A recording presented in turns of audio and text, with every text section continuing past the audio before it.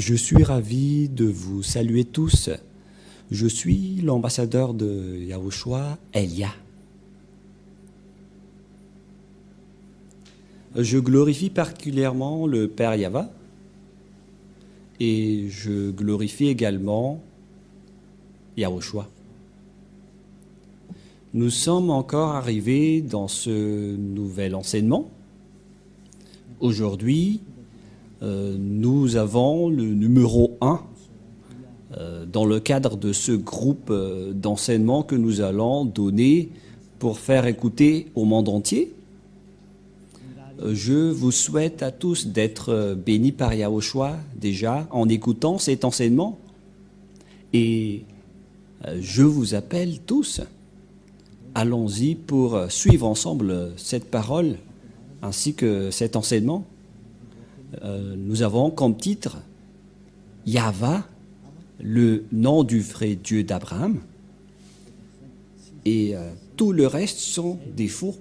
Voilà ce que nous allons prouver encore, et j'espère que tout le monde est ravi, chacun dans votre foyer, pour suivre ensemble et pour écouter l'enseignement concernant le nom du Père Yahva. Premièrement, ce Dieu d'Abraham, qui est Elohé en israélien, qui veut dire Seigneur, Dieu pour les Israéliens, il a fait une déclaration comme quoi c'est à partir de la descendance d'Isaac qu'on peut le connaître. C'est là qu'il va. Mais nous n'allons pas encore entrer sur ce sujet. Mais tout d'abord, nous allons regarder qui est son nom. Et c'est après qu'on va voir qui d'autre peut le connaître après. Et nous voyons bien que sa connaissance s'est terminée en prononcer ce nom. Et Moshe, il est un petit-fils dans la 5e descendance, si on va dire que la durée de vie à l'époque c'était dans les 100 ans, donc on peut classer Moshe dans la 5e descendance d'Abraham. Et nous allons d'abord suivre l'histoire. C'était en quelle année que Abraham et Moshe ont existé, car ce sont eux qui ont été avec ce Dieu en premier et qui ont prononcé son nom. Et nous allons donc revoir, c'était en quelle année qu'il existait et il figure dans quel livre. Et nous allons voir que, bien évidemment, les livres où il existait, c'est dans le livre israélien. Et c'était déjà vers l'année moins 2000, avec exactitude, c'était vers moins 1800 que nous allons regarder, même tout. Et vous pouvez donc suivre tranquillement le déroulement de l'histoire. Et une fois que ça s'affiche, vous pouvez le suivre. Mais avant ça, nous tenons à dire que Abraham, il a rencontré ce Dieu en premier. Je vous ai déjà donné la date tout à l'heure, que c'était vers l'année moins 1800 qu'il existait, que nous allons regarder et suivre rapidement cette image, qu'il existait vers cette époque, vers moins 2000. Et pour Moshe, il existait dans moins 1500 aux environs. Sachez que c'est Abraham qui a prononcé le nom de ce Dieu en premier, et en tant qu'Hébreu, en tant que Juif israélien, parce que c'est lui qui a engendré les Israéliens. Donc on doit voir le livre avec les Israéliens, et donc nous devons suivre donc l'histoire dans son ordre pour que vous voyez bien que c'est vraiment prouvé que Abraham était déjà un ancien, et Moshe également, existait déjà depuis longtemps. Et eux deux, ils ont prononcé ensemble ce Dieu Et nous allons voir que ils ont appelé le nom de Yahva. À l'époque de Moshe, ça a été précisé en Yahva. C'est-à-dire que le nom est bien précisé, que le nom du Dieu d'Abraham, c'est Yahva. C'est lui qui déteste les péchés et les malfaiteurs, qu'on voit dans Ésaïe 59, versets 1 et 2, qui dit « La main de Yahva n'est pas trop courte pour sauver, ni son oreille trop dure pour entendre. » En fait, Ésaïe a le Dieu d'Abraham, car c'est un prophète israélien. Le Dieu d'Abraham, Abraham est l'ancêtre des Israéliens, et ce sont les Israéliens qui étaient avec ce Dieu. C'est pourquoi on doit trouver l'histoire d'Abraham dans le livre des Israéliens, mais pas dans d'autres livres. Et chacun de nous espère vraiment avoir la descendance d'Abraham pour voir où est passée la parole d'Abraham. Après Abraham, ça s'est passé où. Et vous allez voir que après Abraham, ça s'est transmis à Isaac selon ses paroles. Et ceux qui connaissent l'histoire d'Abraham, c'est encore les Israéliens, car c'est Moshe, son petit-fils, qui a tout écrit par rapport à l'histoire d'Abraham. Et après, on est arrivé à la connaissance de ce nom de Yahva.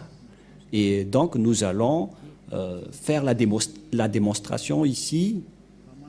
Nous allons voir dans Larousse, si vous avez Larousse, qui est une sorte d'encyclopédie où existent toutes les paroles des chercheurs, même les non-chercheurs.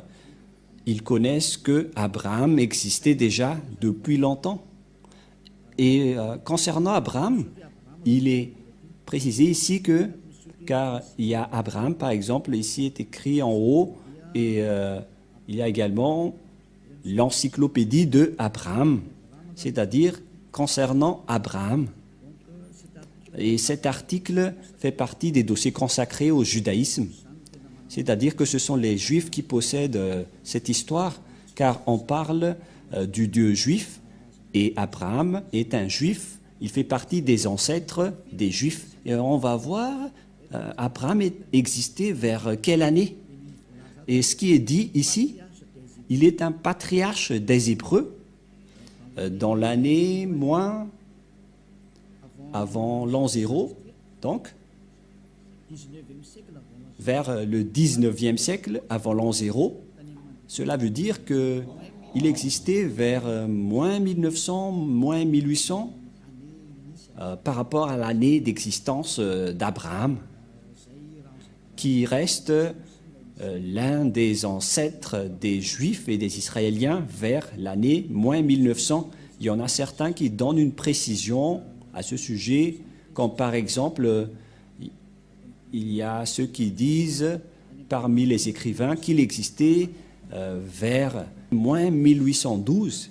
Nous voyons par exemple ce schéma dans le calendrier hébraïque. La tradition juive s'appuie sur la Midrash Seder Olam Rabbah, qui fixe la naissance du patriarche en année 1848 après la création, soit 1842 avant l'ère chrétienne, c'est-à-dire avant l'an 0, vers l'année moins 1812 avant l'an 0. Voilà donc une première image que nous voyons. Il faut bien arranger les images, Valérie, car c'est un peu mélangé et c'est un peu gênant.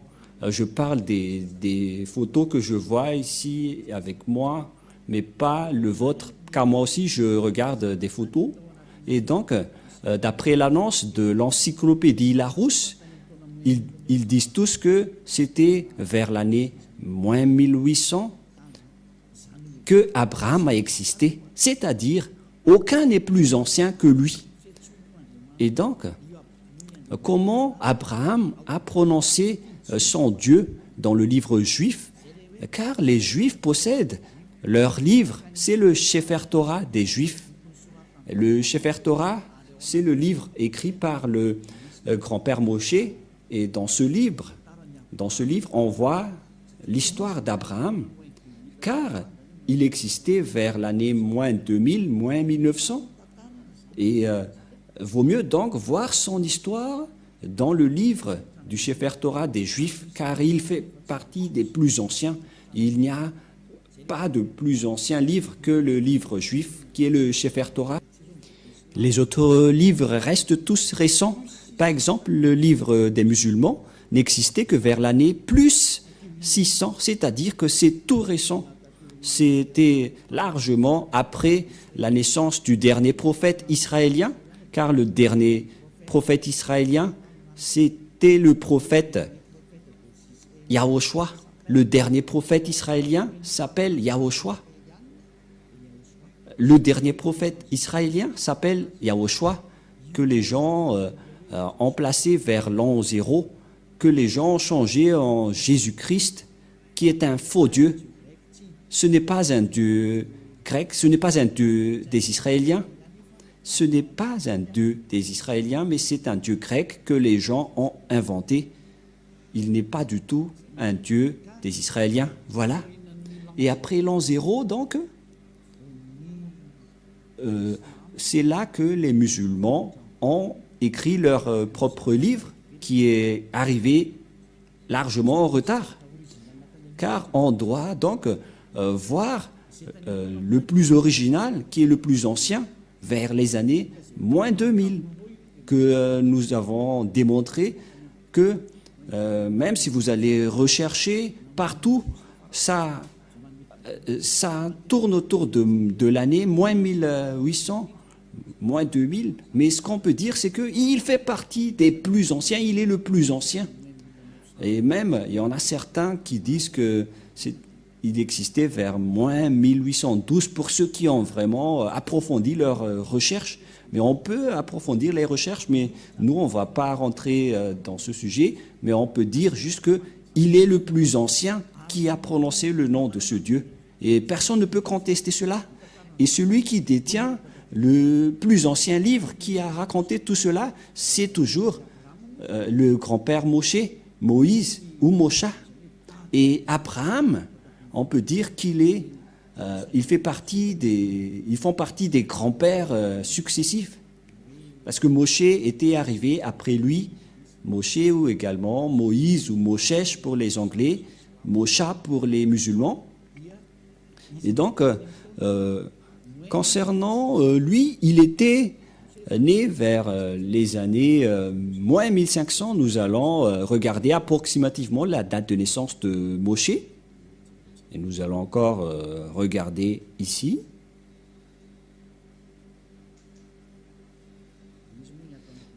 Parce que dans cette Bible, c'est Moïse qui est écrit, mais on précise bien que le nom Moshe est un nom juif. Et ici, on voit dès le commencement, voilà la parole. Par conséquent, Moïse, selon la Torah que nous avons parlé tout à l'heure, il a vécu pendant 120 années. Il serait né en 1560 avant l'ère commune. Voilà. Et il serait mort vers 1440. Donc, selon les recherches faites par les savants, les historiens, ceux qui cherchent les dates, ils ont précisé que Moïse était né vers les années moins 1500. C'est que aucun de nous n'est plus ancien que Moïse. Même le livre musulman était arrivé dernièrement. Et nous allons lire ensemble pour prouver que c'est la vérité. Tout ce que je vous ai dit, je n'ai rien inventé.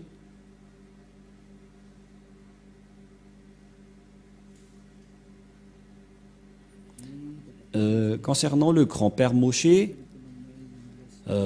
nous avons vu qu'il existait vers l'année moins 1500, avant l'an 0.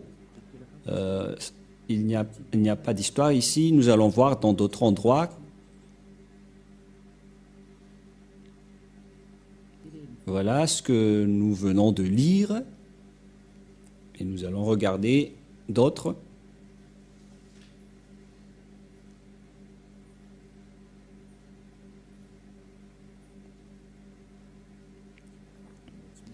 Pour l'instant, on ne trouve pas. On continue les recherches, mais moi, je veux vous prouver que c'était vers ces années qu'on a parlé tout à l'heure, l'année de naissance de Moshe.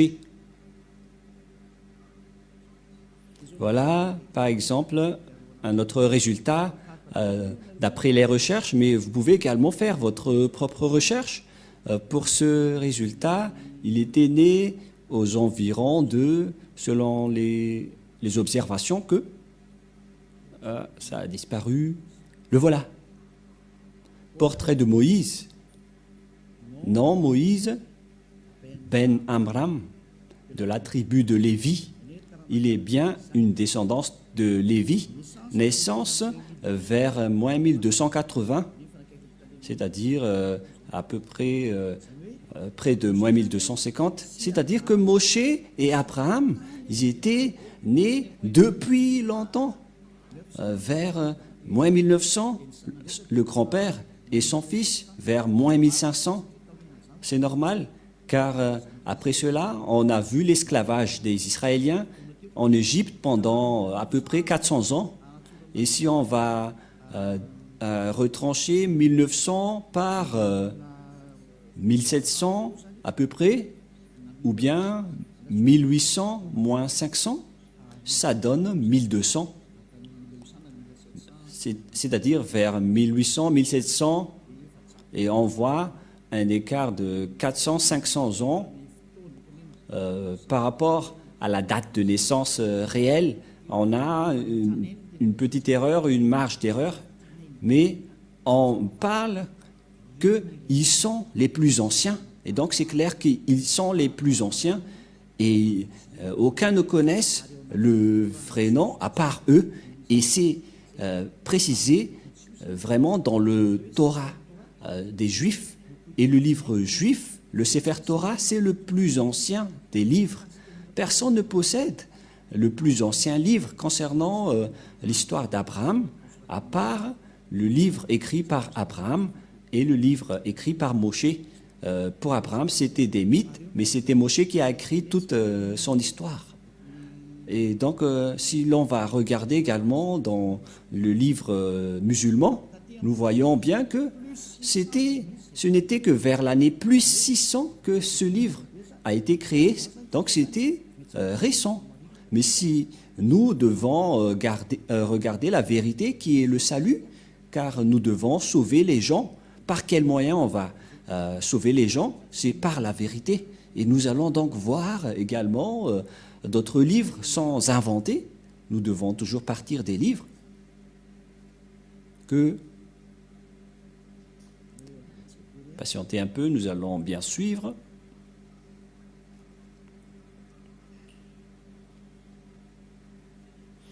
Ici, donc, je vais vous démontrer l'année de sortie du livre musulman. C'est ça ce que nous allons voir ici. Et donc, tout de suite, nous allons afficher, et personne ne peut contester ce résultat, car c'était écrit dans ce livre, et toutes les images le montrent. Il est composé de la révélation faite par Dieu au prophète Mahomet par l'intermédiaire de l'ange Gabriel entre plus 612 et 632. Il est l'acte constitutif de l'islam et sa référence absolue. Voilà. Et donc ici, on voit bien que le livre des musulmans, par contre, qui est porté par le prophète Mahomet, selon la religion islam, c'était aux alentours de l'année 612 et 632 aux environs. Voilà donc les années de création de leur livre, car il s'agit de l'année de création du Coran. Vous pouvez également prendre note à ce sujet pour voir ce résultat. Et il y a également une autre explication à ce sujet. Quand est sorti le Coran? Les plus anciennes versions complètes du Coran dateraient du 9e siècle. C'est 9e siècle. Des fragments très rares. pourrait remonter vers la fin du 7e siècle, au début du 8e siècle. Donc ici également, il y en a certains qui disent que c'était aussi vers l'année moins 600. Voilà. Et qui a écrit le Coran? C'est déjà bien expliqué dans votre livre. Et premièrement, donc, voilà les premiers écrivains, les califes à Cléopâtre vers les années moins 634. Ce sont donc des écrivains récents, mais les créateurs, ce qu'on a déjà vu auparavant, que c'est le prophète Mahomet qui a écrit le Coran, ou le livre du coranique, par le biais de sa révélation à travers l'ange Gabriel, vers l'année moins 612 et moins 632. Et donc, c'est bien clair, alors que d'après le schéma qu'on vient de parler, celui qui possède l'ancienneté concernant l'histoire d'Abraham, car même les islamistes prononcent le Dieu d'Abraham, mais pour eux c'est plus Ibrahim. Mais Elia vous dit que c'est Abraham, car on l'a retrouvé premièrement dans le livre juif. Les Juifs ont prononcé Abraham, c'est-à-dire que le Dieu d'Abraham est bien le Dieu de Abraham. Voilà son nom. Car tout le monde peut dire qu'il a engendré Ismaël et Isaac. Et donc le schéma reste le même, car Abraham a bien engendré Isaac et Ismaël. C'est pourquoi on doit revenir au nom original qui a été prononcé par Moshe et Abraham. Et donc, le Dieu d'Abraham et de Moshe, et donc c'est qui? On va le voir dans le Sefer Torah. Qu'est-ce qu'on entend par Sefer Torah? Le Sefer Torah, c'est le plus ancien livre écrit par Moshe. Voilà le Sefer Torah qui a été écrit par Moshe.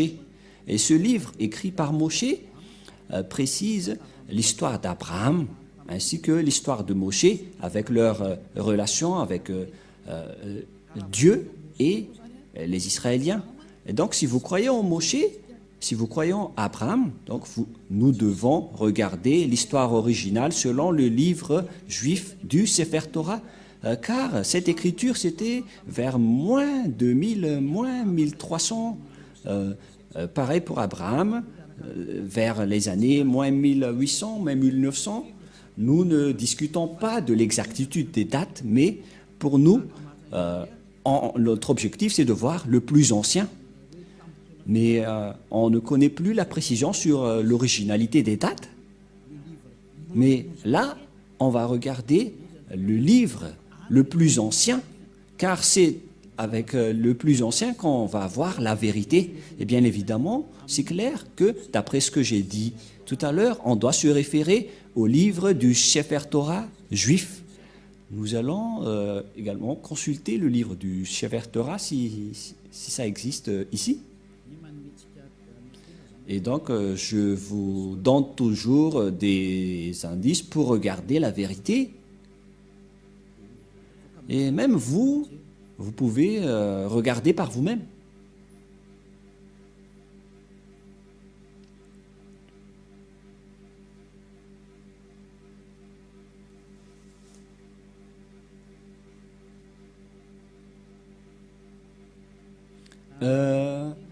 Voilà le résultat de Wikipédia concernant le Sefer Torah que vous pouvez déjà afficher. Le Sefer Torah en hébreu, le livre de Torah, ou plus exactement, le livre de Torah en pluriel, Sifrei Torah, est une copie manuscrite de la Torah ou Pentateuch. C'est le livre le plus saint révélé du judaïsme. Ici, donc, il précise bien que le Sefer Torah est le livre juif le plus ancien. Voilà ce qu'on veut véhiculer à travers ce schéma, d'après ce qui est dit ici. Et y compris les paroles de Moshe et les Pentateuques, ce sont les livres de Moshe. La production du Sefer Torah en bas, selon la loi juive, un Sefer Torah ou Shifrei Torah est une copie du texte hébreu des 5 livres de Moïse, qu'on appelle les Pentateuques. Voilà. Et donc, ici, le Sefer Torah, ce sont les 5 livres écrits par Moshe dans les Pentateuques.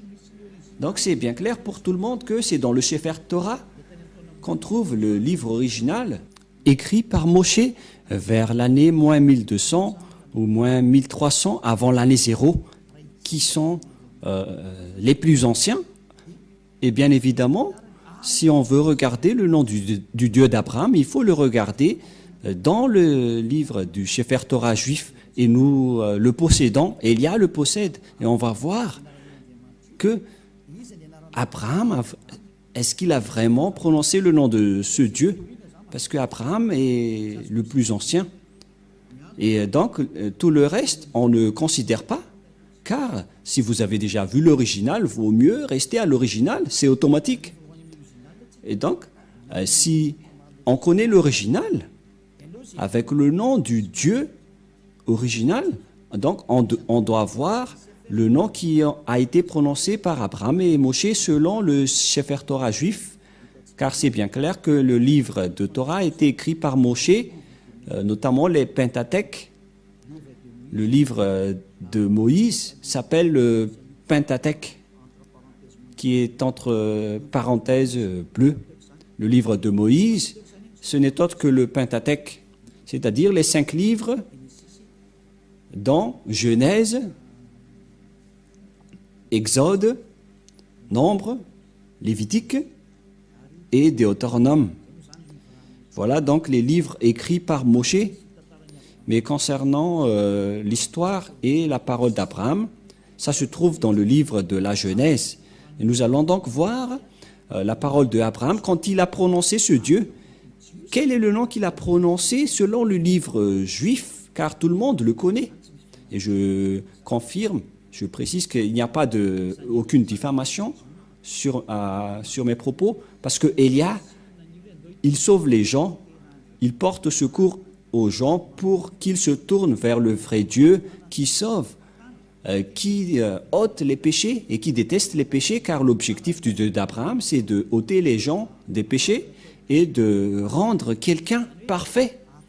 Et donc, il fait tout pour rendre une personne parfaite. Et le Dieu d'Abraham que je vous prêche, qui porte le nom Yahweh, que nous allons prouver, les gens qui sont avec lui deviennent parfaits. Et la personne qui discute avec vous en ce moment est parfaite sur cette planète Terre, qui s'appelle Elia. C'est pourquoi je vous appelle, suivez ce Dieu d'Abraham, car tous ceux qui sont avec lui deviennent parfaits. Donc ce Dieu est parfait. C'est pourquoi il a dit, je n'aime pas les pécheurs. Il n'a pas besoin de personnes imparfaites. Ce qu'il a besoin, ce sont des personnes qui ne pêchent point. Et Elia, qui est en train de vous enseigner, il vous attire et vous incite pour que vous ne péchez point, car il y en a plusieurs personnes qui ne pêchent point qui sont avec Elia, car ce Dieu d'Abraham, je vous dis, il déteste les pécheurs. Il n'aime pas les pécheurs. C'est pourquoi le prophète Ésaïe a dit que Dieu n'écoute même pas les pécheurs. Il n'aime pas les personnes imparfaites également. Nous allons également parler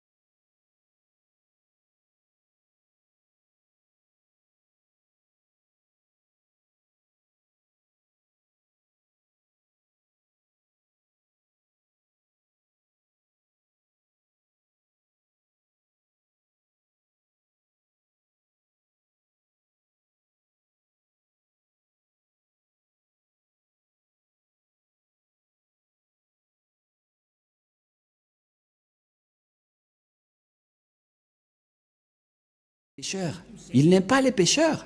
C'est pourquoi le prophète Ésaïe a dit que Dieu n'écoute même pas les pécheurs. Il n'aime pas les personnes imparfaites également. Nous allons également parler de tous ces sujets, mais on va faire petit à petit. Et je vais vous prouver à tous les humains que vous êtes tous pécheurs. Même si certains disent qu'ils ne pêchent pas. Vous n'êtes que des menteurs. Vous êtes tous des menteurs. Les non-pécheurs sont ceux qui prononcent le nom du Dieu Yahva. Nous allons alors voir la parole de Moshe concernant l'histoire du grand-père Abraham. Nous allons voir en version malagasy. Je vais refaire un peu mes recherches à ce sujet.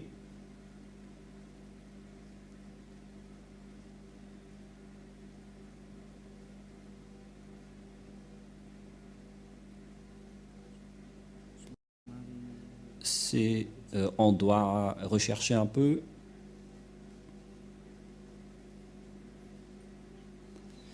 Genèse, chapitre 12, 8. Je vais lire en français et après en hébreu. Genèse 12, 8 que nous allons lire en premier. Et il se transporta de là vers la montagne à l'orient de Béthel et il dressa ses tentes ayant Béthel à l'occident et Haï à l'orient. Il bâtit encore là un autel à Yahva et il invoqua le nom de Yahva. On parle d'Abraham ici. Et donc Abraham a invoqué le nom de Yahva. Voilà de 1. Genèse 13, 4. Genèse 13, 4. Au lieu où était l'autel qu'il avait fait précédemment. Et là, Abraham invoqua le nom de Yahva. Donc, Abraham a invoqué le nom du Dieu Yahva. Nous allons voir donc ce nom en langue juive, au cas où vous allez dire, mais ça c'est en malagasy, mais pas en hébreu. Et nous allons voir la langue juive, la langue hébreu dans le livre du Sefer Torah juif. Nous allons lire ceci maintenant.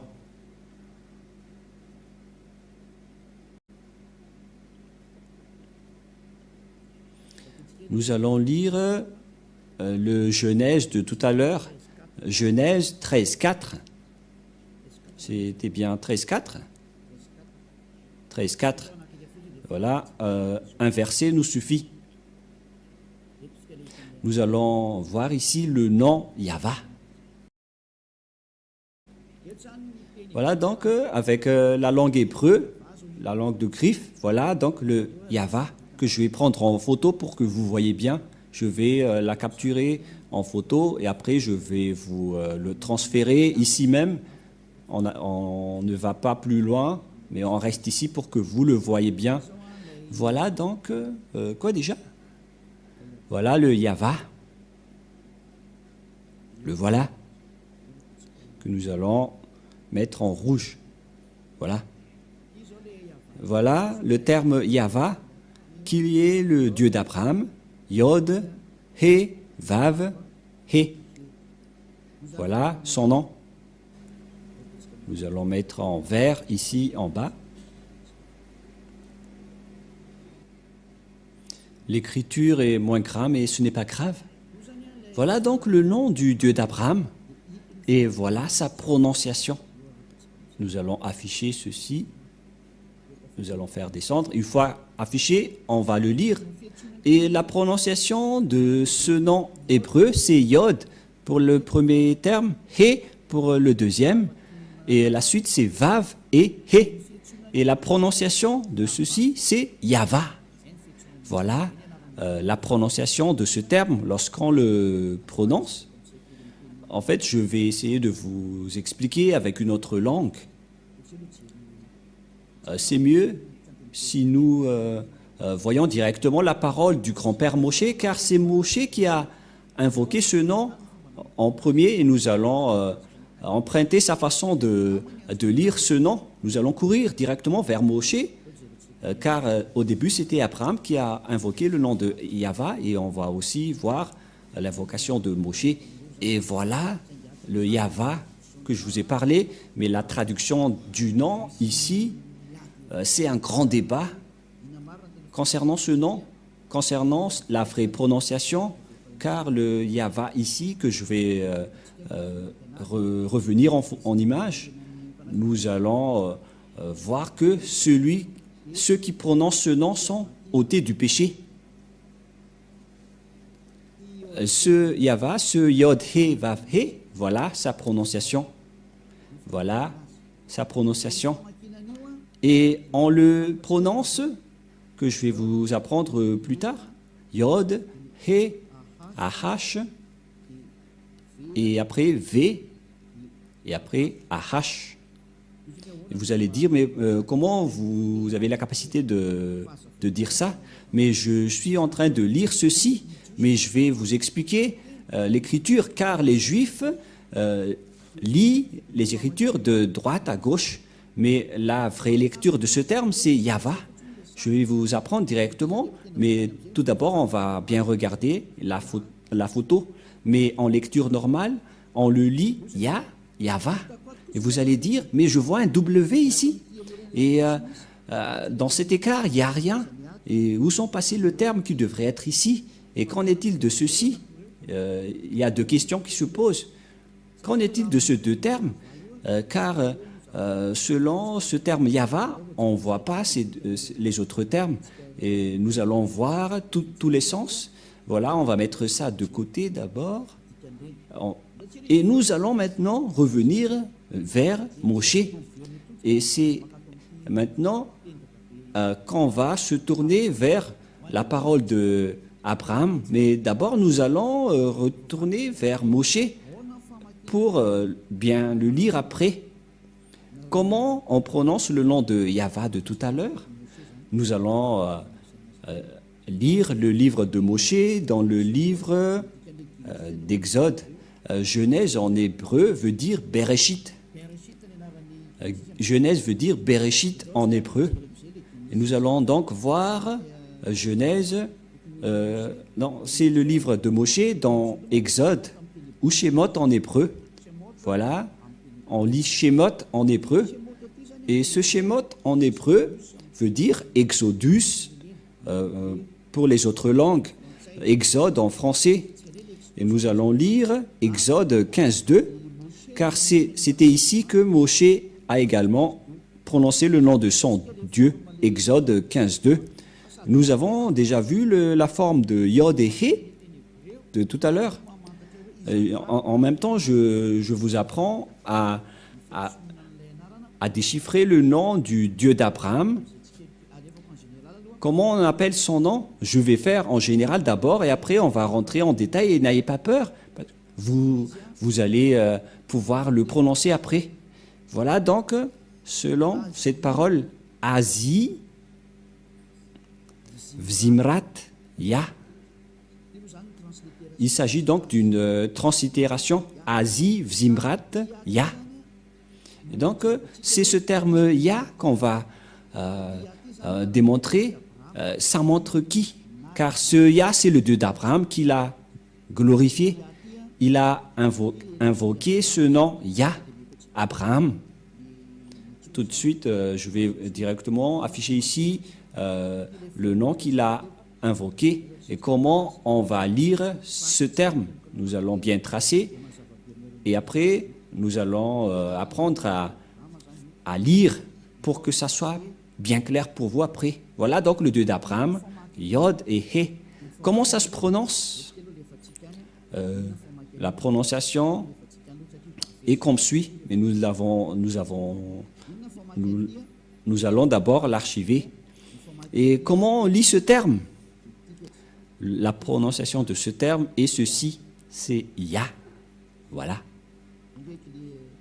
Je vais également capturer en photo et après je vais vous les redonner. Je vais expliquer petit à petit pour que vous suivez bien. Et la prononciation de ceci est ceci. Qu'on ne doit pas changer, car dès que vous voyez les formes Yod et He, vous le prononcez directement Ya. Et on va laisser ça de côté, mais je vais vous apprendre comment l'expliquer dans un tableau, car je suis en train de vous l'enseigner. Et après, je vais lire en version anglaise également, concernant ce nom. Voilà donc le yod, le he, le vav et le he. Et vous allez dire, mais pourquoi vous connaissez ce nom? Comment vous avez connu ce nom? Nous allons lire cela tout à l'heure, que c'est le vrai nom, alors qu'on a déjà vu cette forme. Tout à l'heure, nous avons déjà vu cette forme. Cette forme se prononce Ya. Voilà ce que nous avons vu tout à l'heure. Cette forme se prononce Ya, que vous venons de lire. Voilà. Et puisque nous avons déjà vu cette forme, Yod, He, qu'on prononce Ya. Et donc, la lecture de cette première forme, lorsque on lit ces premières formes Yod et He, on le lit Ya. Voilà, c'est bon, hein? Et nous allons le capturer en photo pour ceux qui ont noté que cette première forme se lit Ya, car on a vu le grand-père Moshe invoquer le nom à travers cette forme, et il a invoqué Ya. C'est clair, d'après cette explication, et personne ne peut contester que c'est bien Ya, la prononciation. Et même le grand-père Moshe a bien prononcé que son nom, le nom de ce Dieu est Ya. Mais personne ne peut contester cette vérité. Et je vais également prendre en photo et qu'on va archiver. Et donc, on a terminé avec cette première forme. Voilà. Et comment on va prononcer le deuxième? Quelle est le deuxième forme? Quelle est la deuxième forme? Voilà la deuxième forme. Tout de suite, je le donne et après, on va lire le nom. Nous allons lire directement Ya est ma force et reste mes chansons. Lui, il est devenu mon salut. Il est mon Dieu. Et je vais lui construire un abri. Et donc, ce Ya, c'est le Dieu des Juifs qui s'appelle Ya. Ici, donc, c'est bien clair que son nom, c'est Ya, qui est écrit en haut. Ya ou Yod He. Ya. Elle veut dire Seigneur. Donc, pour les Juifs, le Dieu juif s'appelle Ya, Yod et He. C'est bien clair. Donc, il n'y a plus rien à contredire. La parole du grand-père Moshe est très claire. Ça se prononce Ya. Et comment on va aussi prononcer les deux dernières formes?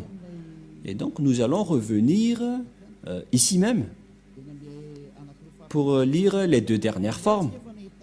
Et donc, ici aussi, nous avons déjà vu les formes Yod, He. Mais par contre, ici, ils ont écrit Yahweh, alors que nous venons de voir tout à l'heure que dans la translittération, ça ne devrait pas du tout être Yahweh qui ont induit en erreur les catholiques romains. Car dans le Sefer Torah, c'est bien Yahva la prononciation. Et on va prendre en photo, car certains aussi disent que c'est Yahwa, mais pas Yahva. Et c'est encore un faux schéma.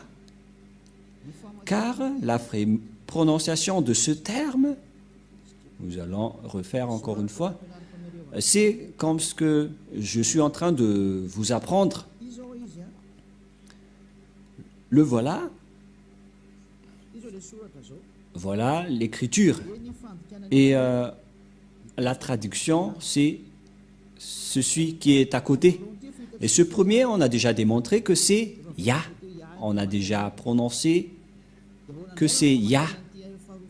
Et comment peut-on prononcer ces deux derniers termes, puisqu'ils lisent du gauche vers la droite? Comment on écrit Vav et He? Comment on prononce ces termes? Et ces termes se prononcent, selon eux, en W, A, H. C'est pourquoi les gens disent Wa. Mais en fait, ce n'est pas Wa, la vraie prononciation, mais Va pour les Juifs. Les Juifs le prononcent Va. Nous allons voir cette parole de confirmation que pour les Juifs, le W se lit V. Nous allons voir une autre sorte d'encyclopédie sur Wikipédia pour observer en apparence ce schéma. Voilà. Et j'affiche tout de suite et nous allons voir l'encyclopédie qui parle de l'histoire de la prononciation de Vav pour cette forme.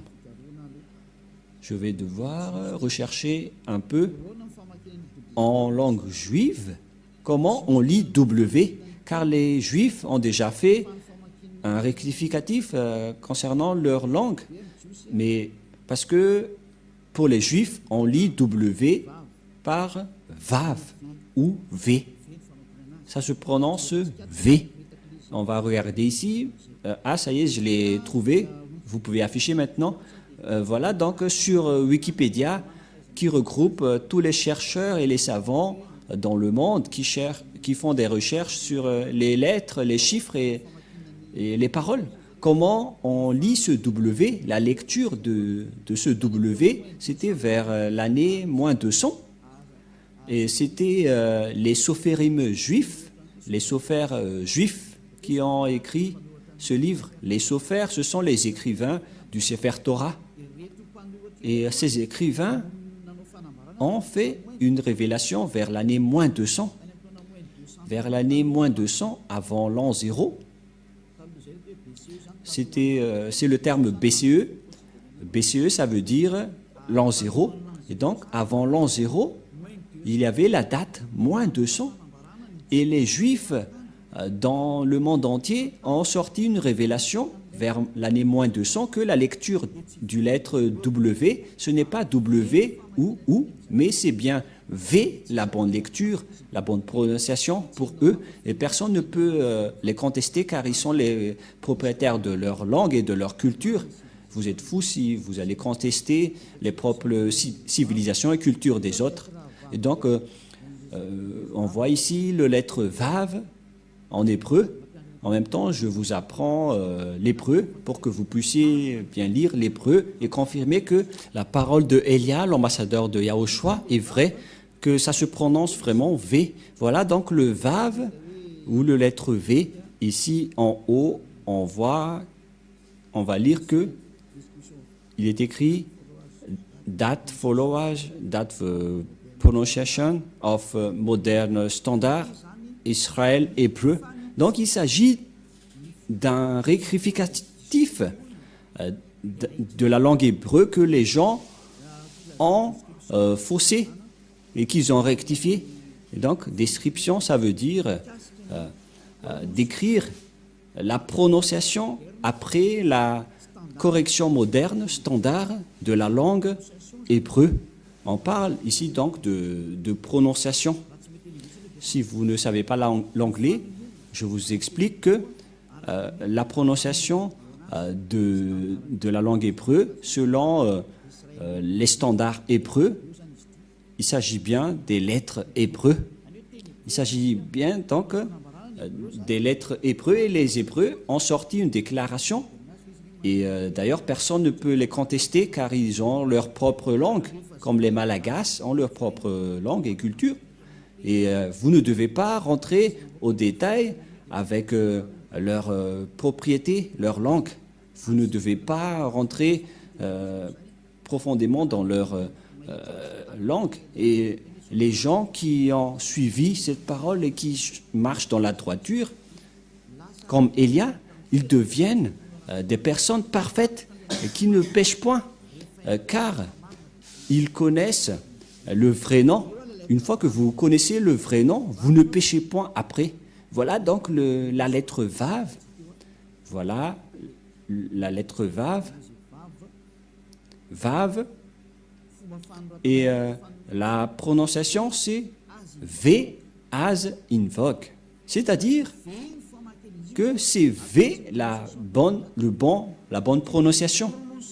Ici, on voit la prononciation. Approximate Eastern European équivalente, c'est-à-dire c'est comme la langue européenne. Les Européens, quand ils voient Vogue, ils prononcent Vogue. C'est un lettre V. Et donc, la prononciation du lettre Vav en hébreu, selon la prononciation de Abraham et Moshe, on le prononce V, mais pas W ou comme avec certains, c'est directement V. Voilà de 1. Et nous allons également regarder une autre encyclopédie, toujours dans Wikipédia, hébreu alphabet, wikipedia.org, que nous pouvons bien voir ici en haut. Il s'agit de l'hébreu alphabet. Et c'est bien clair, donc, qu'il s'agit d'un sujet d'alphabet. Ce sont selon l'alphabet hébreu. Et nous allons également regarder un autre résultat sur Wikipédia, toujours dans ce schéma, dans le même schéma. Il y a encore un autre Wikipédia qui existait vers l'année moins 200. Et selon eux, ils ont sorti cela depuis le système photo-cananéen, phénicien, araméen et hébreu. Et donc, cette prononciation de la langue hébreu qui suit l'alphabet wikipedia.org, toujours, c'est écrit en bas du terme Dieu d'Abraham. Donc, on voit bien que c'est de la langue juive, de l'alphabet hébreu, consonante ou abjad. Et ici en bas, on voit que c'était vers l'année moins 200 avant l'an 0 que ça existait. Et on va regarder la prononciation à l'époque. Comment on a prononcé la lettre V? Et nous allons voir la prononciation de la lettre V, c'est comme ça. Voilà le Vav. Vav ou W-A-W. Et comment ça s'écrit? Comment ça se prononce? C'est clairement V. Nous allons voir ici, en haut, le phonème. En fait, le phonème, c'est le son. Et lorsque vous invoquez ce nom, comment ça sonne? Et ça sonne donc vous. Vraiment. C'est pas vous, mais vous. Va. C'est pourquoi ils ont précisé le phonème ici, qui est un grand V, qui est bien clair, en gras. J'espère que vous voyez bien maintenant que la prononciation de Vav, c'est V. Voilà le Vav. Le phonème de ceci, lorsque on prononce avec votre bouche et votre langue, c'est V d'après Wikipédia. C'est-à-dire, personne ne peut contester le Vav, c'est bien un V, la bonne prononciation. Nous allons alors revenir à la langue hébreu, car on l'a déjà capturé en photo. Mais avant de sortir la photo, je vais tout d'abord écrire ce que je viens de vous enseigner. Et nous allons effacer ceci d'abord, voilà. Et nous allons réécrire. Allons-y. En premier, c'est Yod et He. Et ça se prononce, selon les Juifs, le premier terme que je vais mettre en bas, sa prononciation se lit I et l'autre se lit AH. Je vais expliquer simplement. Et lorsque on va regrouper à la normale, ça se transforme en Ya, que nous allons écrire ici, Ya. Voilà. J'espère que c'est clair pour vous. Hein. Et donc voilà, c'est le grand-père Moshe qui a invoqué ce nom que personne ne peut contester. Et donc, dès que vous voyez cette forme, vous vous dites que c'est Ya, la prononciation du grand-père Moshe. Et nous allons mettre ça de côté, mais vous pouvez le revoir après. Voilà donc le Ya qui est intégré. Nous allons encore sortir une autre image. Nous allons encore écrire le W, H. Et après, nous allons placer le Yod, He, Vav et He. Comment on prononce ceci. Tout à l'heure, on a bien vu que les Hébreux l'ont prononcé W-A-H. C'était W-A-H depuis, selon la translittération. Et ce sont les Hébreux qui ont précisé que la prononciation de ce V, on vient de le voir, en vers, qu'on prononce ce terme par un V. Donc, si on va lire ceci, ça donne V, A et H. C'est-à-dire que on prononce ce terme va. On va lire normalement de gauche vers la droite et ça se lit va. Et on va regrouper maintenant, car selon les Hébreux, ça se prononce va, qu'on va rajouter avec ce terme au début, alors que selon les Hébreux, ce terme se prononce ya, Y-A-H, et lorsqu'on va le regrouper avec le va, ça donne, qu'est-ce que ça donne? Nous allons écrire en jaune ya, yod et he, et va, V-A-H. Voilà le nom de Yahva prononcé par le grand-père Moshe, Yahva. Donc voilà, nous avons vu la prononciation des 4 lettres hébreux qui désignent le nom du Dieu des Juifs, le Dieu d'Abraham, car c'est Abraham qui a invoqué le nom de Yahva. Et la prononciation de Y-H, Vav, He, selon les Hébreux, c'est Yahva, et personne ne peut le contester, car ce sont le grand-père Abraham et Moshe qui l'ont prononcé, le nom de ce Dieu des Juifs, qui rend les personnes parfaites, qui ne pêchent point. Son nom, c'est Yahva. Donc, si vous voulez être ôté des péchés, si vous voulez ne pécher point, si vous ne voulez pas être jeté dans la perdition éternelle, alors rapprochez-vous du Dieu d'Abraham, car Moshe et Abraham ont invoqué ce même nom. Et donc nous allons capturer ceci en photo et nous allons prendre note également et nous allons revenir avec le terme hébreu. Exode chapitre 15 verset 3. Exode chapitre 15 verset 3. Et voilà donc qui est stipulé dans cette parole. La lecture de cette langue hébreu, voilà donc le terme Yahva, et on va voir comment on prononce cette parole. Yahva, Ilshama, Yahva Shmo. Et nous allons voir son sens par ici, puisqu'il s'agit d'une fausse translittération par les catholiques romains qui ont utilisé Yahweh, un terme qui n'existe pas.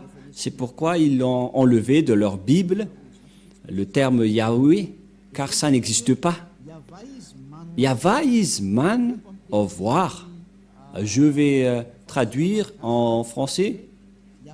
Yahva est un vaillant guerrier, c'est un vrai guerrier, c'est-à-dire Yahva est son nom.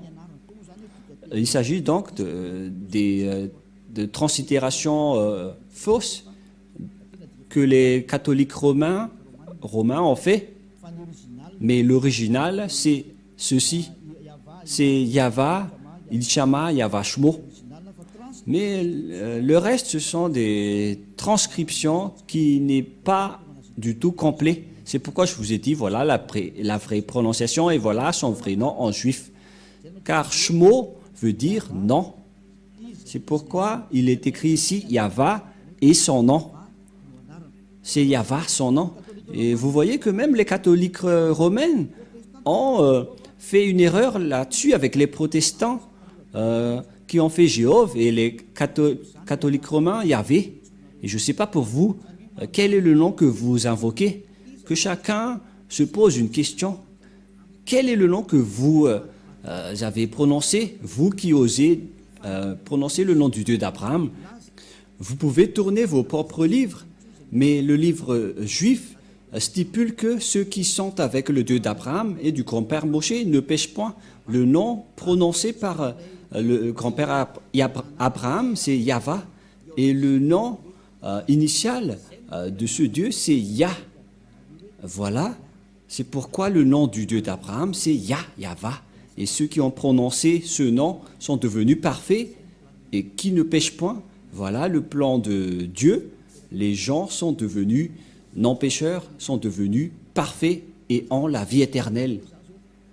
À vous de réfléchir, vous qui m'écoutez, est-ce que vous allez encore adorer les faux dieux et les dieux avec des faux noms? C'est pourquoi j'ai donné les dates tout à l'heure. J'ai donné les dates tout à l'heure pour vous dire, regardez vos propres dieux. Qui est-ce que vous allez encore prononcer? J'ai sorti des dates concernant les Juifs, Abraham et Moshe. J'ai également donné des dates car tout le monde a fait des erreurs, notamment les musulmans. Et c'est quel nom que nous allons prendre si vous voulez vraiment prier? La réponse, si vous voulez vraiment prier, revenez vers l'original et vous serez délivré du péché, vous serez parfait et vous serez avec ce Dieu d'Abraham. Voilà donc notre leçon d'aujourd'hui. Qui est le vrai nom du Dieu d'Abraham? Parce que tout le reste, ce sont des faux. Et bien évidemment, c'est clair, le nom du Dieu d'Abraham, c'est Yahva. Et Ésaïe a prononcé ce nom dans Ésaïe 24, 4, si je ne me trompe pas, c'est 26, 4 ou 24, 4, je ne me souviens pas trop. Ésaïe, car Ésaïe, le prophète, a aussi bien prononcé ce nom. Je vais regarder par ici si c'est là.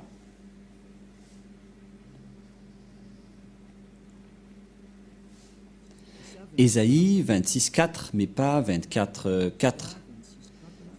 Ésaïe 26, 4 que nous allons voir un tout petit peu.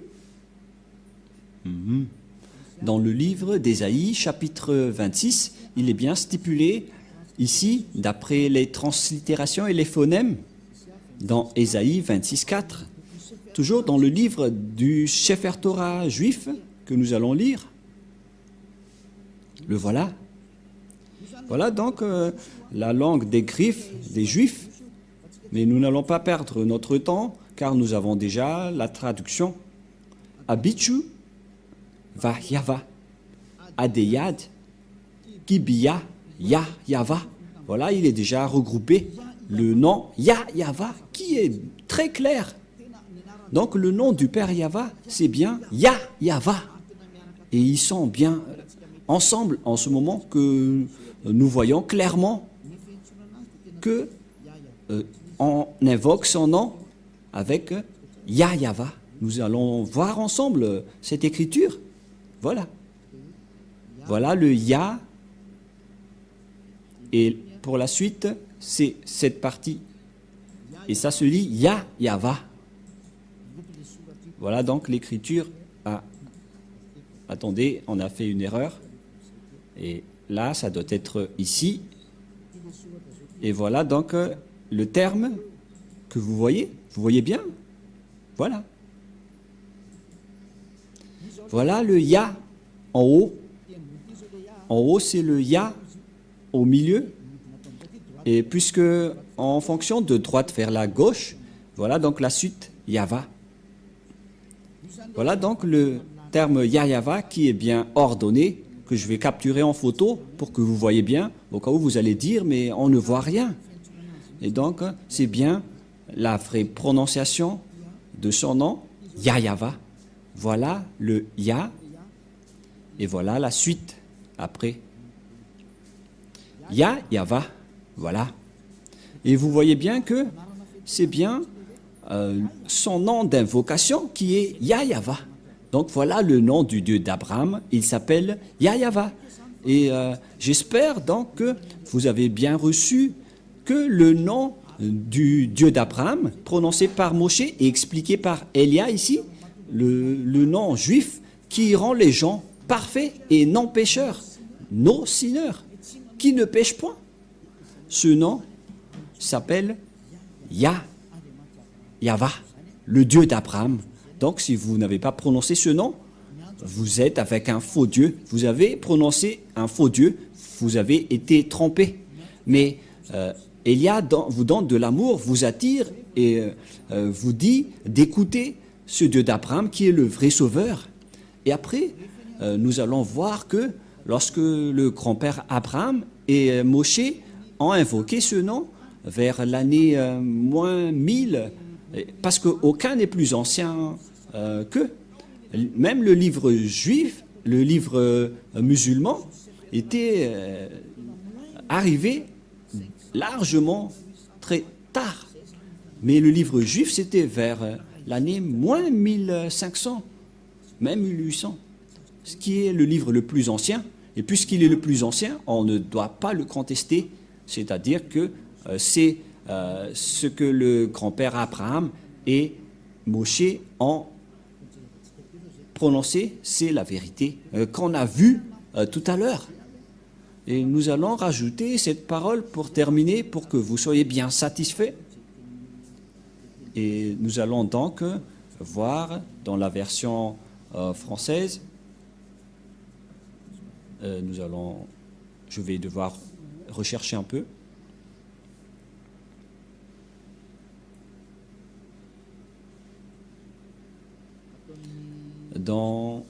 C'est où déjà? Genèse 21, 23. Genèse 21, 23. Genèse 21, 23. Ou bien Bereshit. Genèse 21, 23, qui est la suite, la parole de tout à l'heure que je vais rajouter.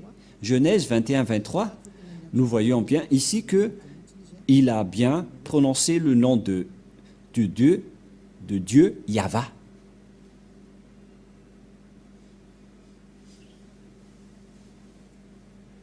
Où il est passé.